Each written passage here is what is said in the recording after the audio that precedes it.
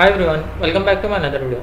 Today I am going to show in this video how to fix Windows Update Install Error 0x800f0983 on your Windows 10 or Windows 11.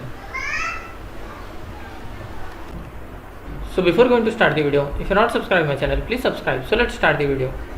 Guys, if you are seeing the error 0x800f0983 while updating your Windows, then I will show you simple method how to fix this issue. First of all, you have to just click on this start menu, then click on settings.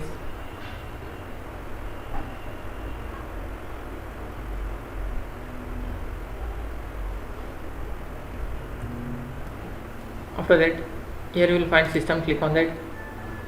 In right side you will find recovery, you can see a recovery, click on that.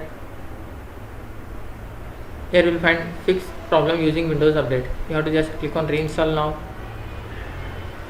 If you want to restart your PC after update automatically, you can check this option. If you want to restart your PC manually, just uncheck it, then click OK. After clicking OK, it will start to download the update and it will install automatically, and it will ask to restart.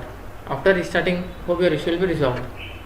That's it guys. So in this way you can fix install error 0x800f0983 on your Windows 10 or Windows 11.